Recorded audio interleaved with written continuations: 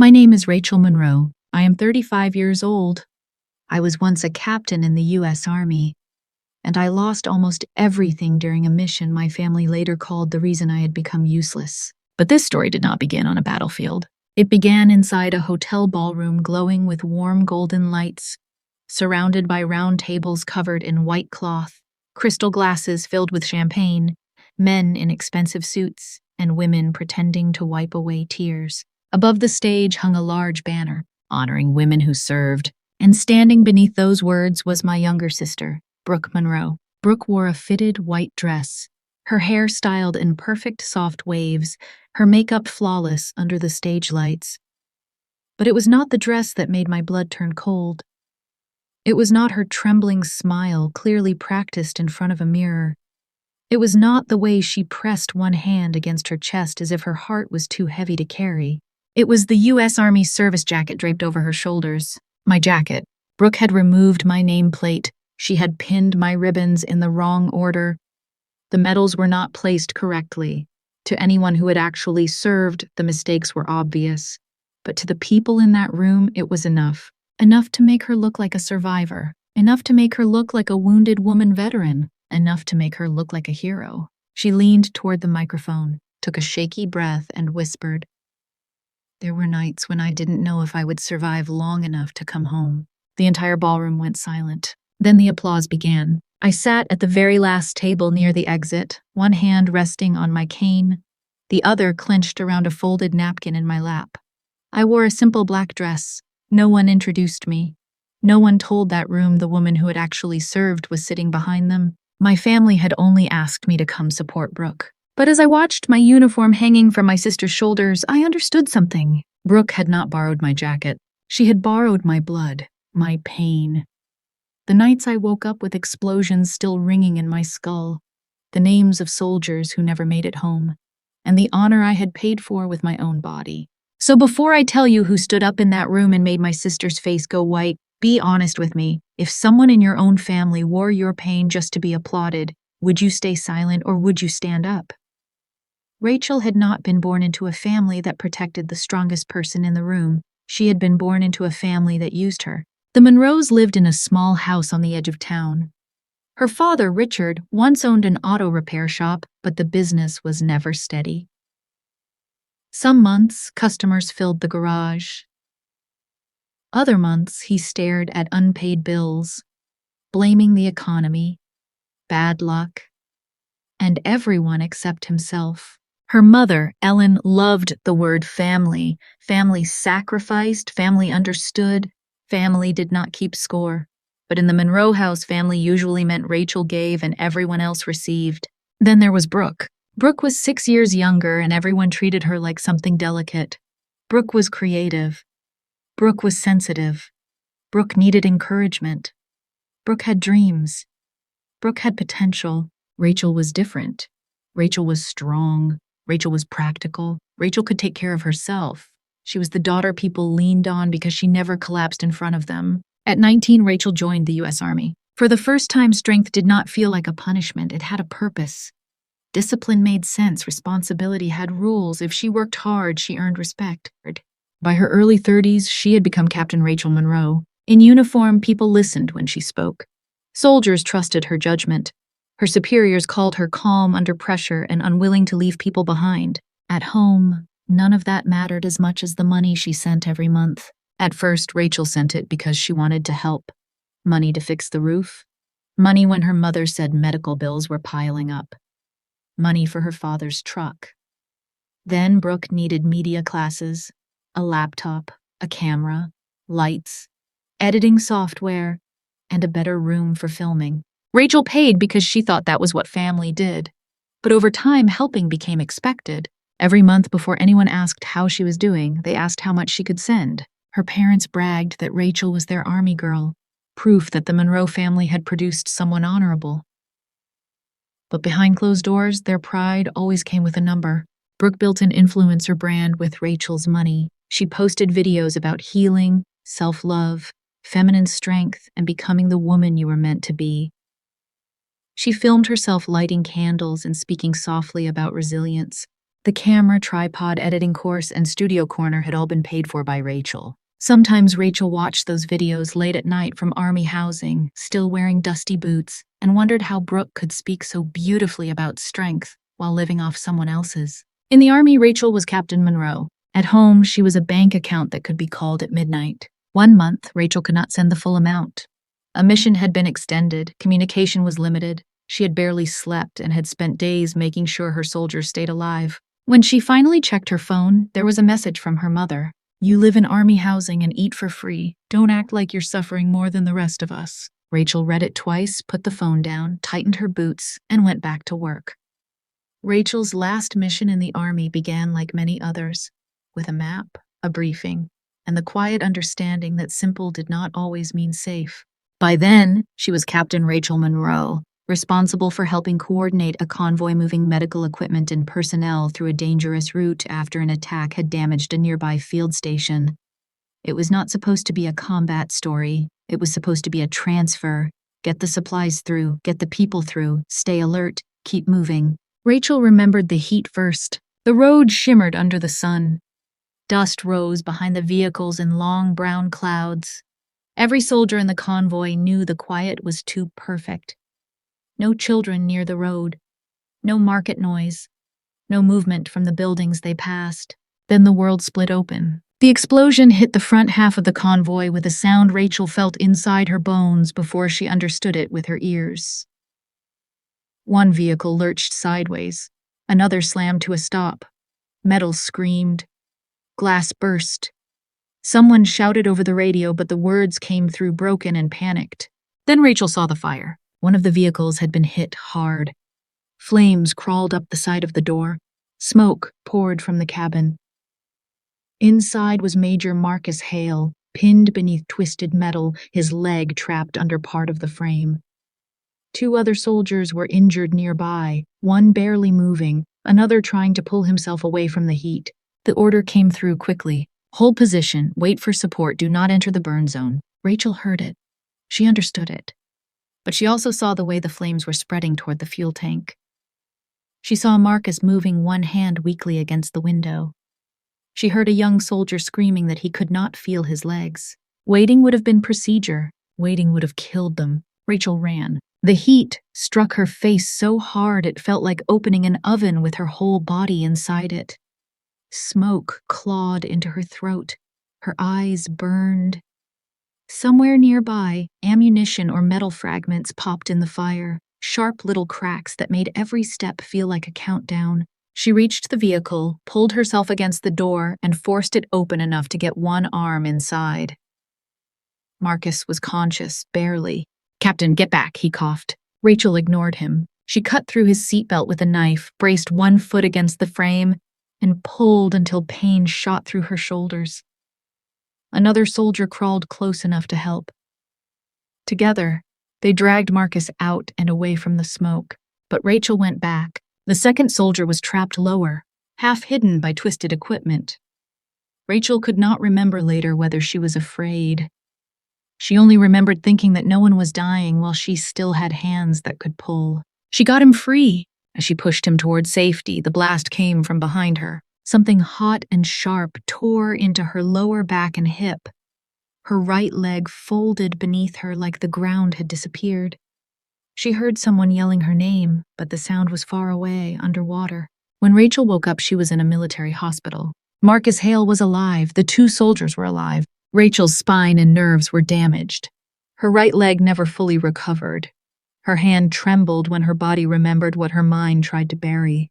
She received an honorable discharge, a citation, and medals her family would later treat like props. But Rachel never thought of herself as leaving the Army. "I didn't leave because I stopped loving it," she would say. "I left because my body could no longer keep up with the oath my heart still wanted to keep." When Rachel came home after her honorable discharge, she thought the house would feel smaller but warmer. She imagined her mother opening the front door with tears in her eyes. She imagined her father asking what had happened, not because he needed the details, but because he wanted to understand the cost. She imagined Brooke hugging her without a camera, without a caption, without turning the moment into content. For one foolish minute, Rachel believed pain might finally make her family gentle. It did not. Her mother, Ellen, opened the door and looked at the cane first. Not Rachel's face. Not the weight she had lost. Not the way she stood with her right leg slightly braced, as if the floor itself could betray her. The cane. Then Ellen's mouth tightened. "Do you have to bring that inside?" she asked. "It makes everything feel so heavy." Rachel looked down at the black cane in her hand, then back at her mother. She had been carried out of a burn zone. She had learned how to walk again in a hospital hallway under fluorescent lights. And somehow, in her mother's doorway, the cane became the embarrassing part. Her father, Richard, did not ask about the mission. He did not ask whether she still had pain, or whether she slept, or whether she woke up thinking she smelled smoke. He hugged her with one arm and said, "So how much is the disability payment every month?" That was the welcome home. Brooke's welcome was prettier. She rushed forward with wet eyes and wrapped both arms around Rachel. "My sister is home," she whispered. Rachel almost broke then, almost, until she noticed the phone propped on the hallway table, recording everything. Later, after Brooke posted the video with soft piano music and the caption, "My hero came home," she watched the footage again and frowned. "You walked in too slowly," Brooke said. "I may have to cut that part. It doesn't feel inspiring enough." Rachel stared at her. Brooke smiled like she had said nothing cruel. "It's just editing." Rachel moved back into her old room, but it was no longer her room. Brooke had turned it into a filming space. There were ring lights in the corner, a white desk pushed against the wall, skincare products arranged by color, and a velvet chair where Rachel's bed used to be. Her medals were in a cardboard box under the bed frame. Her Army service jacket hung in the closet, shoved behind dresses Brooke wore for brand photos. At first, Rachel told herself it did not matter. She was tired. Her body hurt. She did not have the strength to fight over a room, a jacket, or a box of medals. But the small things became bigger. Her mother complained about the cost of medication. Her father sighed whenever Rachel had a doctor's appointment.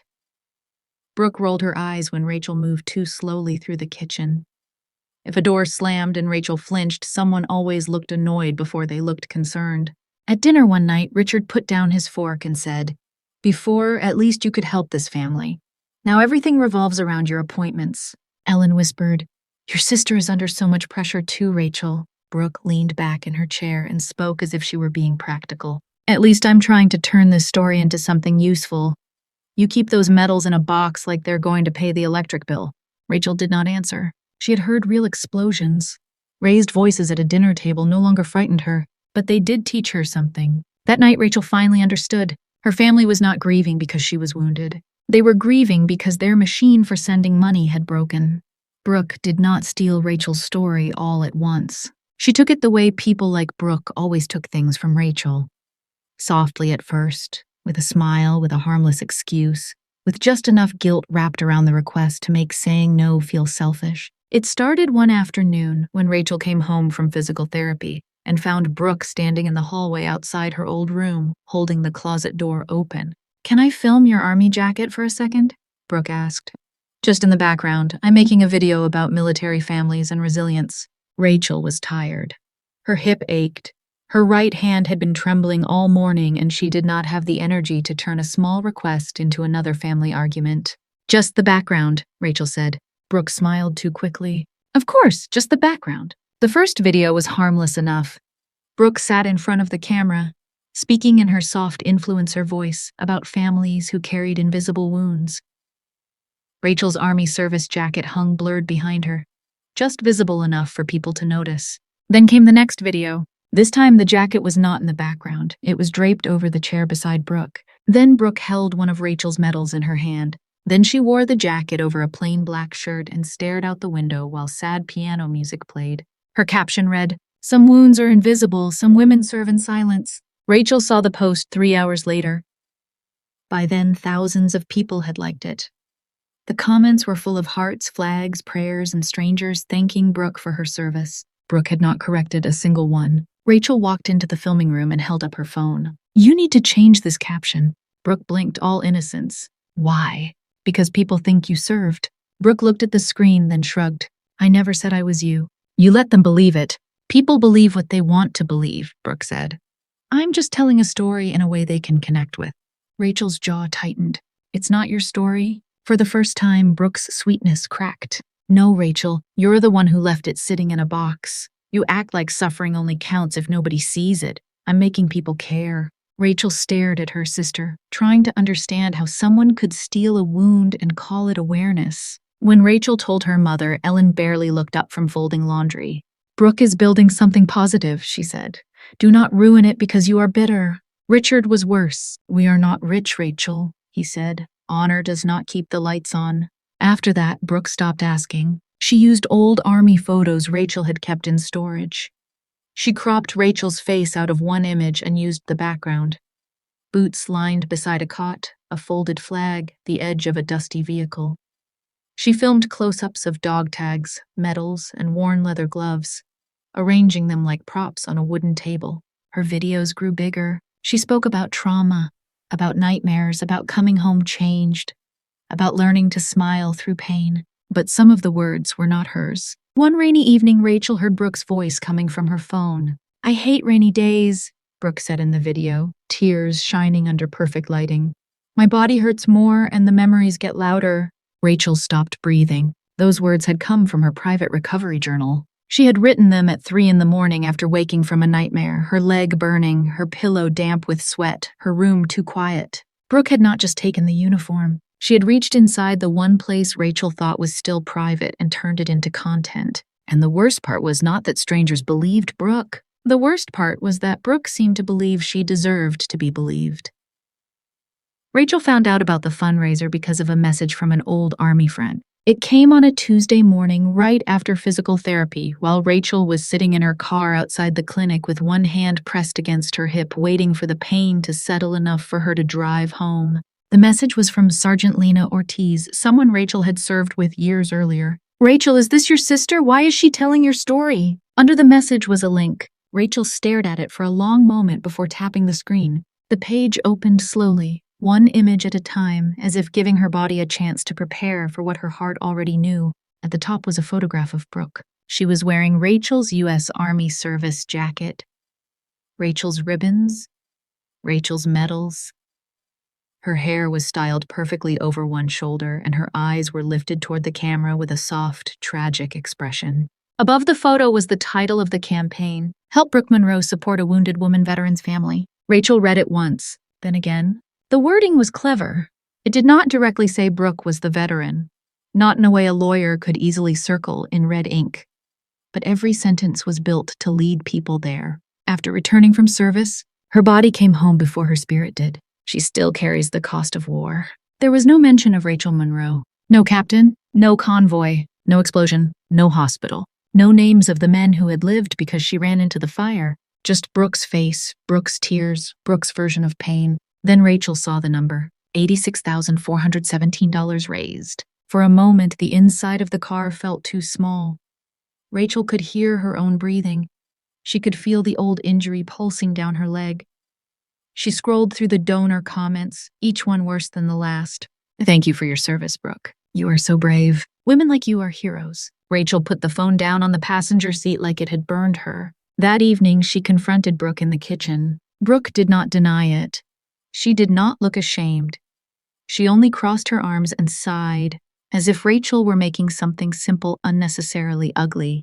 "You weren't doing anything with the story," Brooke said. "I made it useful." Rachel's voice stayed quiet. "Where is the money?" "For the family," Brooke said quickly. "For bills, for medication, for healing, for everything this house has had to carry because of what happened to you." "What happened to me?" Rachel repeated. Brooke's face tightened. "You know what I mean." But Rachel already knew enough. Within 2 days, she found the car deposit, the invoice for a video team, the designer dress Brooke had bought for the upcoming charity gala. When Rachel told her parents, Ellen's eyes filled with tears, but not for Rachel. "Brooke worked so hard to bring that money in," she said. "Do not destroy this out of bitterness." Richard leaned back in his chair and said the sentence that changed everything. "You should be grateful your sister turned your tragedy into income." Rachel looked at her father, then at her mother, then toward the hallway where Brooke's ring light glowed under the door, and something inside her went still. From that moment on, Rachel stopped trying to make them understand her pain. She started preparing to make everyone else see the evidence. Rachel did not confront Brooke again that night. She did not scream. She did not throw the phone across the room. She did not beg her parents to choose the truth over the daughter who had learned how to cry beautifully on camera. Rachel had spent years in the army learning that anger was useful only if it could be aimed, so she aimed it. That night, after everyone went to bed, Rachel opened her laptop at the kitchen table. The house was quiet except for the low hum of the refrigerator and Brooke's muffled laughter coming from behind her bedroom door. Rachel created a new folder on her desktop. Brooke Uniform Fraud. She stared at the name for a few seconds. Then she began. First, she saved every video where Brooke wore the U.S. Army service jacket.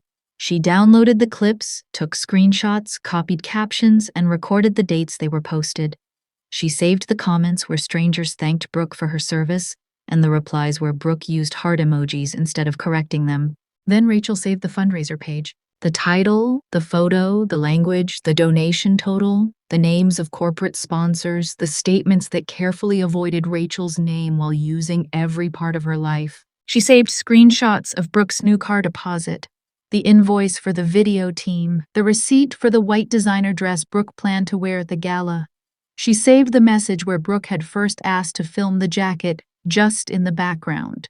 She saved the later messages where Brooke admitted she was using the story because Rachel was doing nothing with it. Rachel opened an old storage box and took photos of everything Brooke had touched. Her honorable discharge papers, her citation, her medical records, her disability documentation, the photographs from the military hospital, the image of herself in uniform before the injury, standing with soldiers who had trusted her to get them home. She also found a picture of her ribbons before Brooke rearranged them, then compared it with a recent screenshot from Brooke's campaign photo.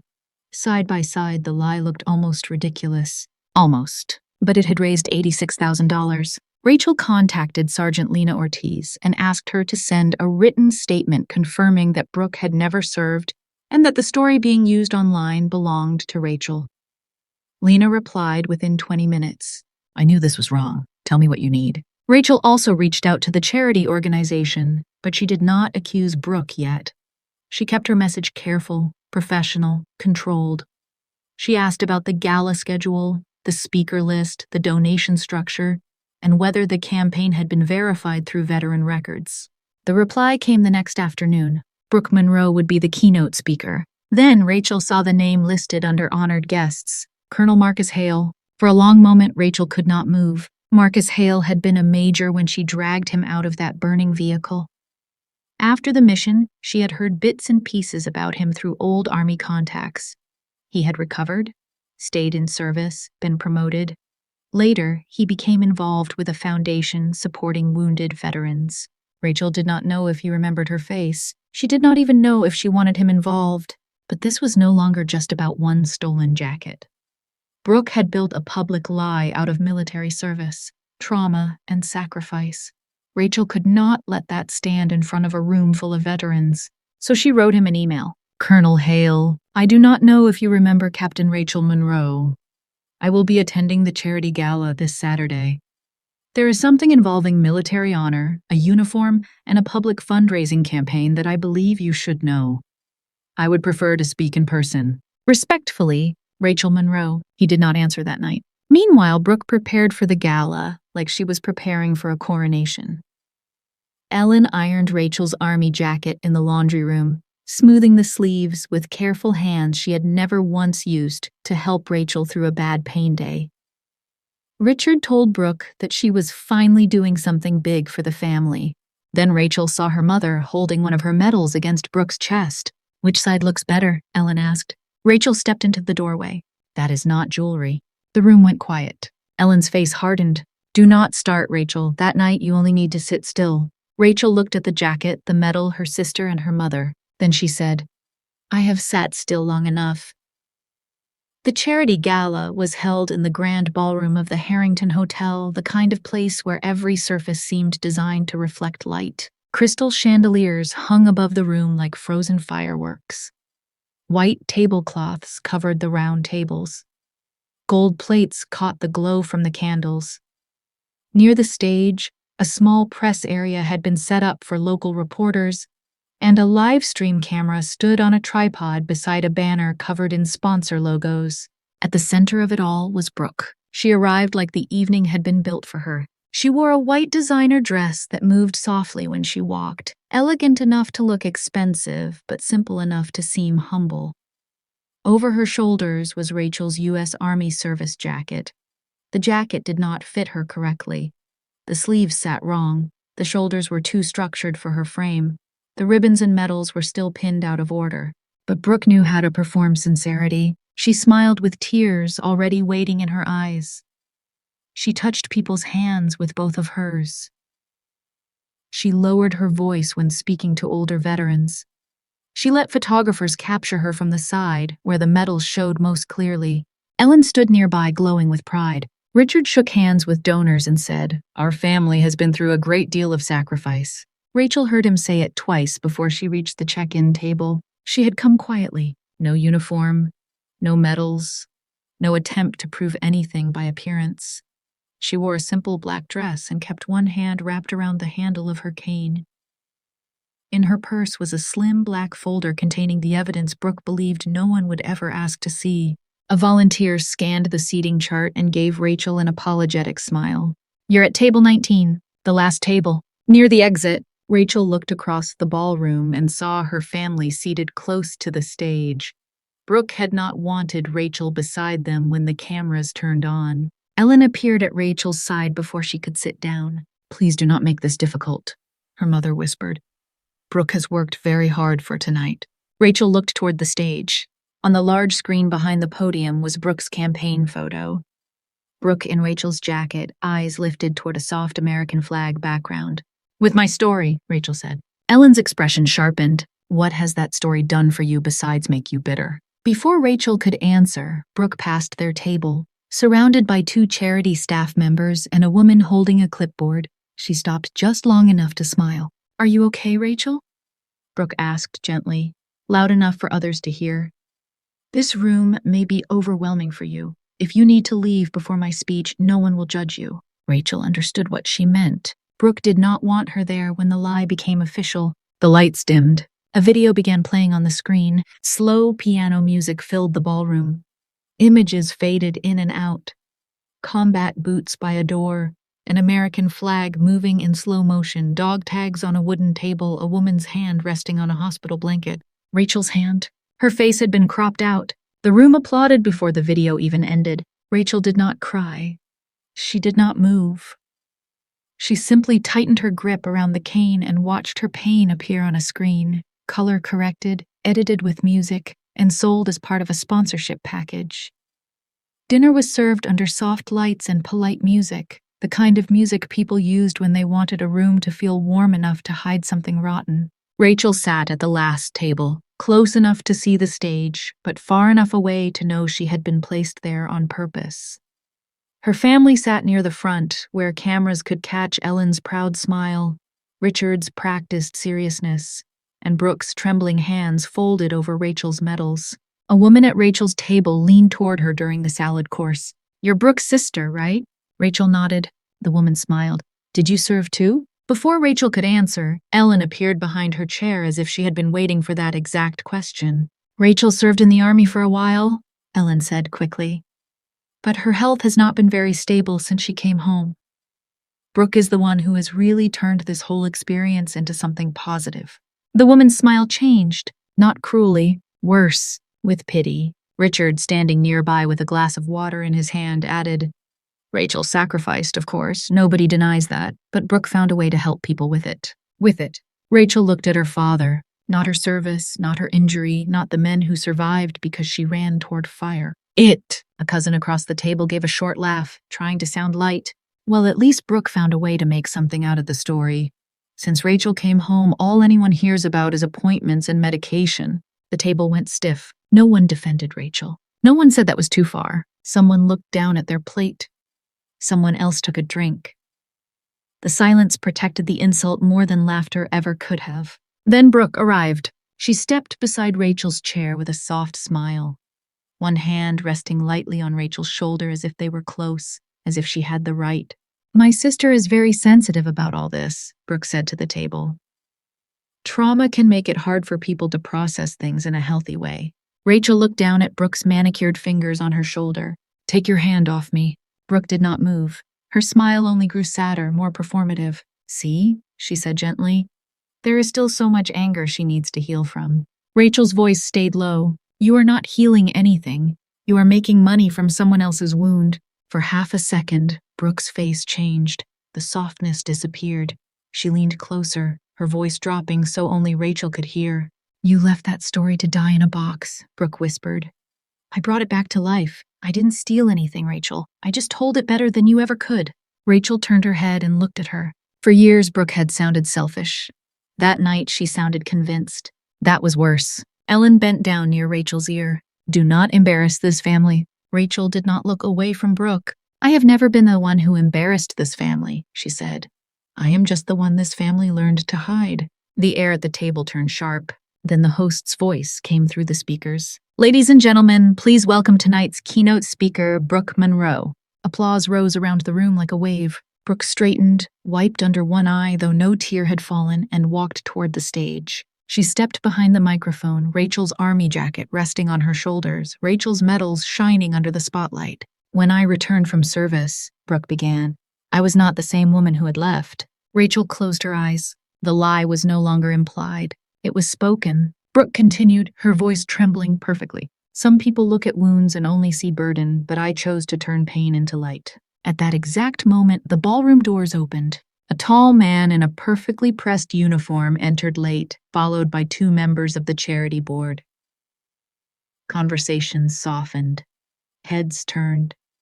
Several veterans stood out of respect. Colonel Marcus Hale had arrived. Brooke saw him and smiled wider, believing his presence would make her story look even more official. But Marcus was not looking at her smile. He was looking at the jacket, then the ribbons, then the medals. Then his eyes moved past the stage, across the room, all the way to the last table near the exit. He saw Rachel, and his face changed.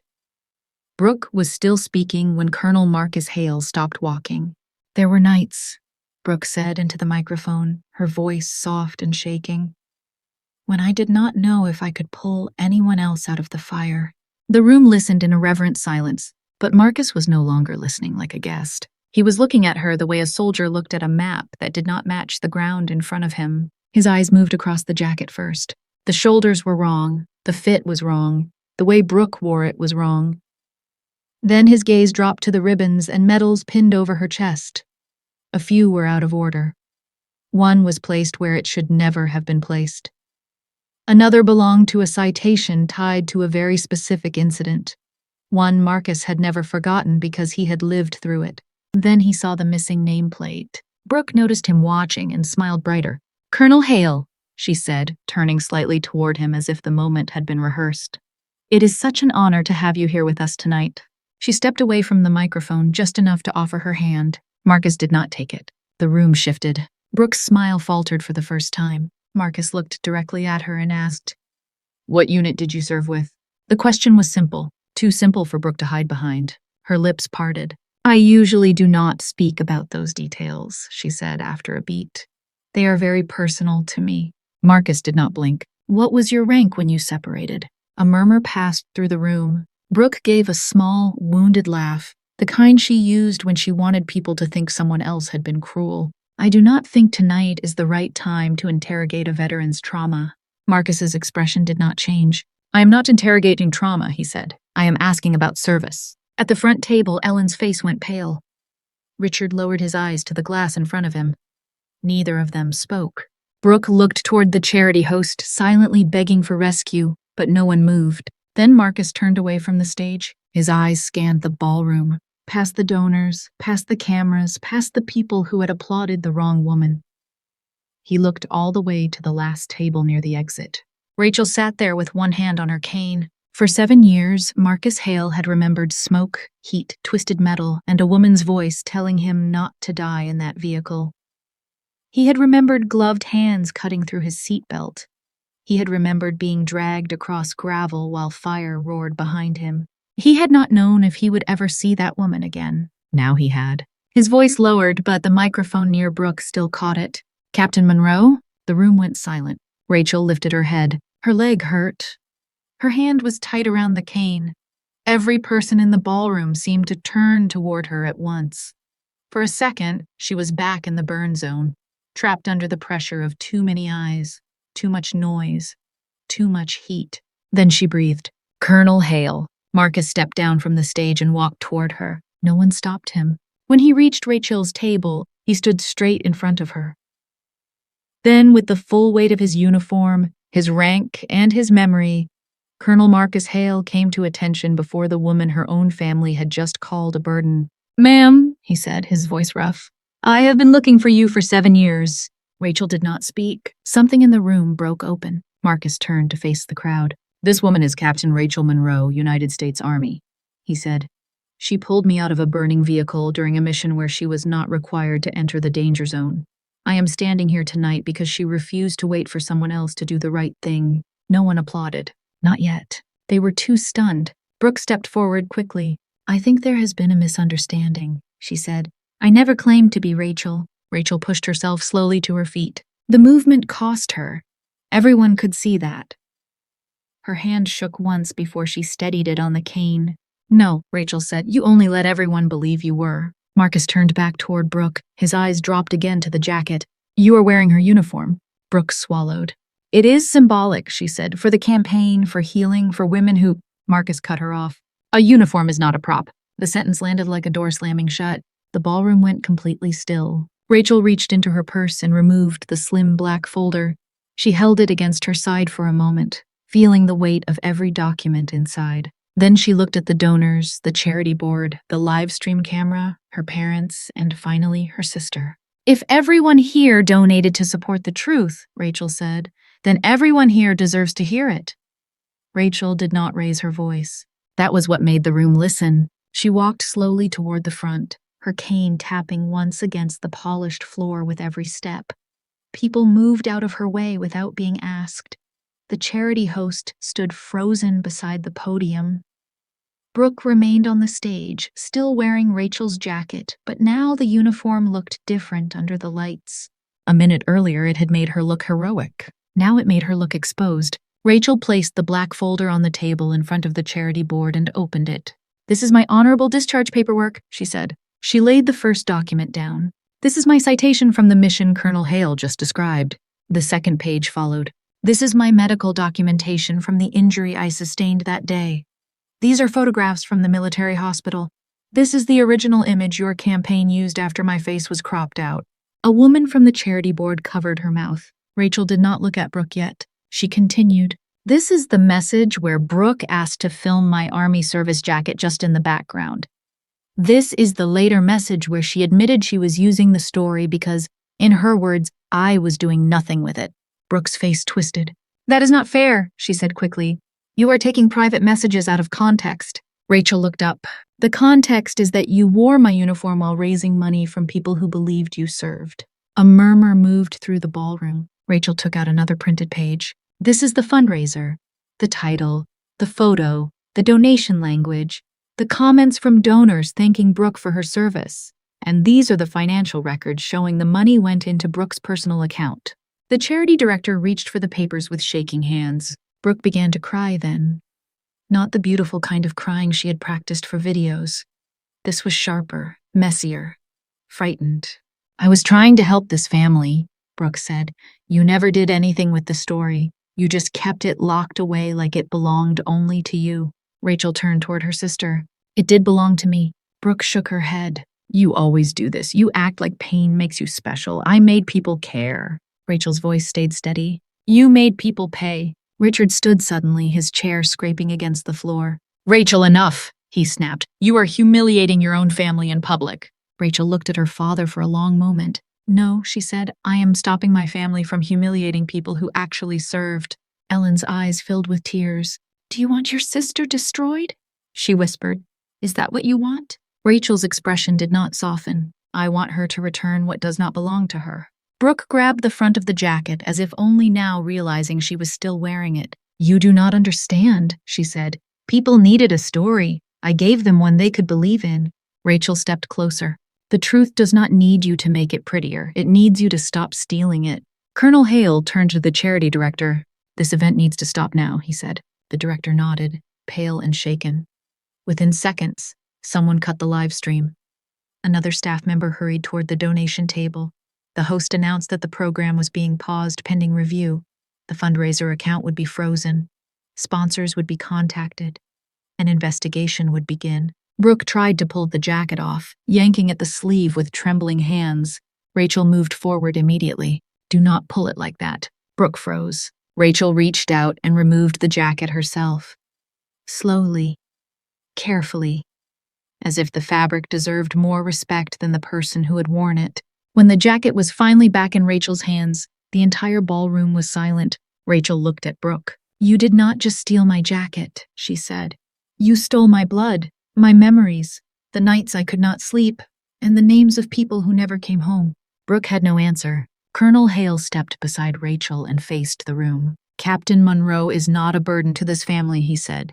"She is the reason some of us still have families to return to." That was when the applause finally came. Not loud at first. One veteran stood, then another, then a woman from the charity board, then half the room. Rachel did not smile. She only held the jacket against her chest and watched the lie that had worn her name finally collapse.